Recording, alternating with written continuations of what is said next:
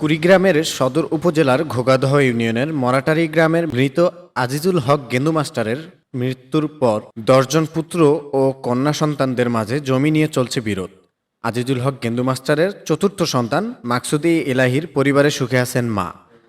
বাবা মারা যাওয়ার পর সব সম্পত্তি স্থানীয় চেয়ারম্যান এর উপস্থিতিতে ভাগ বাটোয়ারা করে দেওয়া হয়। সেই অনুপাতে প্রথম সন্তান মুসলেমা বেগমকে ৪৮ শতক জমি বুঝে দেওয়া হয়।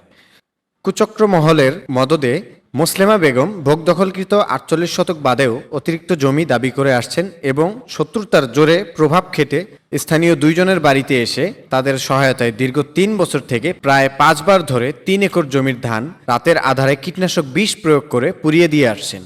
এমনকি মুসলেমা বেগম তার ভাই মাকসুদ এলাহিকে শারীরিক নির্যাতন করে তার বিরুদ্ধে কয়েকটি মিথ্যা মামলা দিয়ে তাকে হয়রানি করে আসছেন। ৩ একর ধান পুড়ে যাওয়ায় মাকসুদি এলাহি আর্থিকভাবে ক্ষতিগ্রস্ত এবং মামলার ঘানি টানতেই নাজেহাল। মাকসুদি এলাহি কুড়িগ্রাম সদর থানায় মামলা এবং কুড়িগ্রাম জেলা প্রশাসক সহ বিভিন্ন দপ্তরে অভিযোগ করে ন্যায় বিচার থেকে বঞ্চিত। এ মৌসুমেও ৩ একর জমির ধান পুড়িয়ে দিয়েছে বোন মুসলেমা বেগম। মাকসুদ এলাহি নিজে ও পরিবার নিয়ে নিরাপত্তাহীনতা ভুগছেন। সংশ্লিষ্ট ঊর্ধ্বতন কর্তৃপক্ষের হস্তক্ষেপ কামনা করে তিনি ও তার পরিবার। বাবা মারা যাওয়ার মাসখানেকের মধ্যে আমরা ঘরোয়াভাবে বিভিন্ন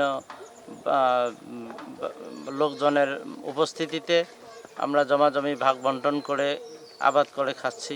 কিছুদিনের মধ্যে বিভিন্নভাবে মামলা, মিথ্যা মামলা, ১৪৪ ধারা, ৯৮ ধারা মিথ্যা মামলা সহ বারবার এসে জমির ক্ষেত ঔষধ স্প্রের মাধ্যমে প্রয়োগ করতেছে, ক্ষেত নষ্ট করে দিচ্ছে।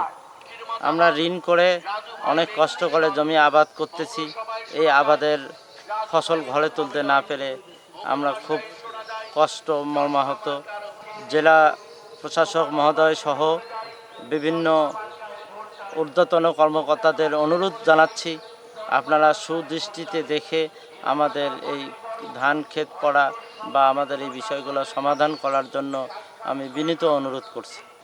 মেয়ে এরকম আসিয়ে আমাদের উপরে এরকম অত্যাচার করতেছে।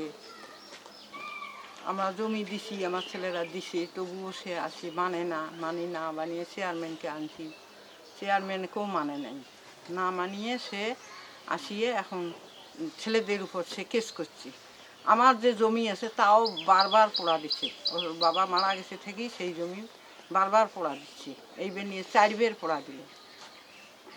ছেলেদেরও জমি পোড়া দেয়, আমারও জমি পোড়া দেয়, সে মানে না মানিয়ে এইরকম অত্যাচার শুরু করে দিছে। আব্বা মারা যাওয়ার পর আমাদের 2 বাড়ি আমরা জমি জমাগুলো মৌখিকভাবে বন্টন করি, যেহেতু আমার চাচাদের নামেও জমি খারিজ নেই। তো এখন এই আমত অবস্থায় যেগুলো জমি পজেশনে আছে, আমার এই বাড়ির ভাই, ওই বাড়ির ভাই সবাই মিলে বোন বড়নাই সবাইকে ডেকে আমরা মৌখিকভাবে বন্টন করি। এখন সে বলতেছে কি যে আমার হয়নি।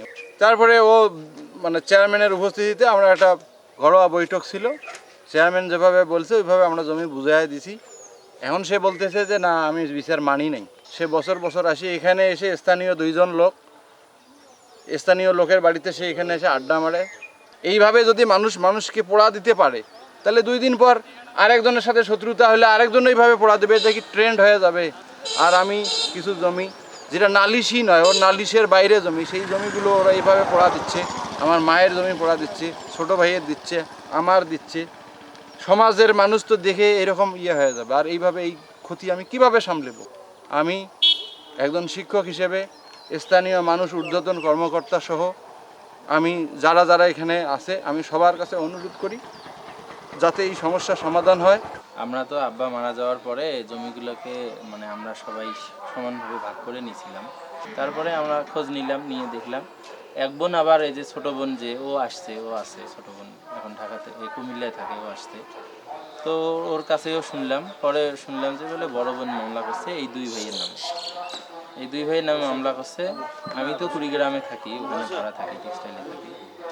তো সেই থেকেই দ্বন্দ্ব আর কি। ও মামলা করছে, মামলা করার পর থেকে বিভিন্নভাবে করে একটা জমির উপরে ধান চুরির মামলা দিছে, অযথা আর কি সব। তারপরে হলো যে বিভিন্নভাবে স্থানীয়ভাবে যে মিটিং হয়েছে সেই মিটিংয়েও মানে না, আবার এই যে এগুলো নিয়ে কিন্তু দ্বন্দ্বের সূত্রপাত আর কি। তো স্থানীয়ভাবে যে ভাগ করে দেওয়া হয়েছিল তাতে চেয়ারম্যানও ছিল, সেই ভাগ তো ওই বোন না মেনে, যদি না মানতো তাও কথা ছিল, ও তো মানছিল, মানার পরে জমি আদি দেওয়া হয়েছিল, মানে বর্গা দিছিলাম, বর্গা দেওয়ার পরে তারপরে আসিয়ে এই রকমের দ্বন্দ্ব মামলা চলছে। এই তা এখন উদ্যোগ নিবার গেলে যদি আমাদের পক্ষ থেকে উদ্যোগ নেওয়ার কথা বলেন, তা সেক্ষেত্রে আমি বলবো যে ওরও তো একটু থাকা উচিত ছিল।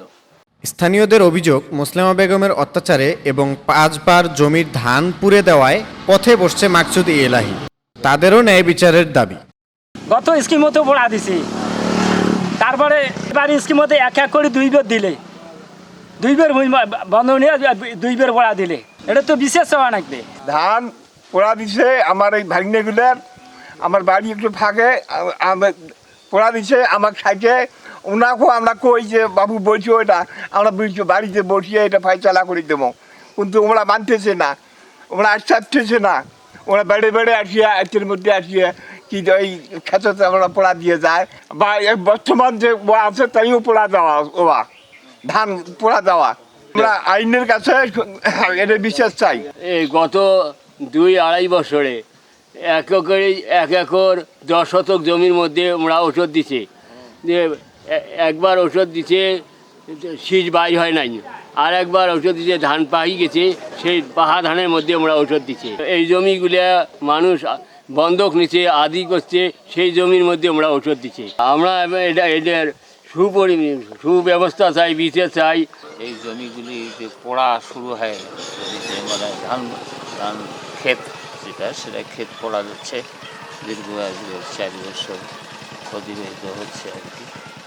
এই পোড়া এটা বারবার কেসও হচ্ছে, কিন্তু পোড়া প্রতিবারেই পোড়া দিচ্ছে তারা, কোনো অ্যাকশনও হয় না। এটা পুলিশ কেস হচ্ছে, আবার কোর্টও কেস চলছে, কিন্তু এর কোনো অ্যাকশন নাই। অতিরিক্ত পুলিশ সুপার মোহাম্মদ রুহুল আমিন জানালেন, বিষয়টি খতিয়ে দেখে পদক্ষেপ নেওয়া হবে।